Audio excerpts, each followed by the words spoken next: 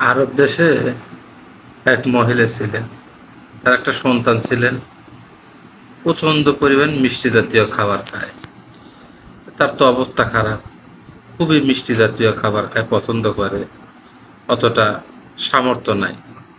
তখন একদিন সে রাসূলের কাছে গেল। রাসূলের কাছে যা বলল যে, হুজুর, আমার ছেলে তাই প্রচুর পরিমাণে মিষ্টি খায়, আপনি দোয়া করে দেন যাতে সে মিষ্টি আর না খায়। তখন সে বলল, তুমি কয়েকটা দিন পরে আসো। তো দেখ, সে চলে গেল। চলে যাওয়ার পরে আবার কয়েকটা দিন পরে আসছে, এসে বলতেছে, হুজুর, আপনি আসতে বলছিলেন। তো বলতেছে, তুমি যাও, কয়েকটা দিন পরে আসো। তো এরকম দুইবার তাকে বা তিনবার তাকে ফেরত দেওয়া হয়। আমাদের রাসূল ফেরত দেয়। তারপরে আসে, বলতেছে, হুজুর, বারবার আপনি আমাকে পাঠায় দেন, তো বলেন। তো বলতেছে, তোমার ছেলে কোথায়? বলতেছে, এটা। মাথায় হাত দিয়ে দোয়া করে দেয়। তখন বলে যে আর খাবে না।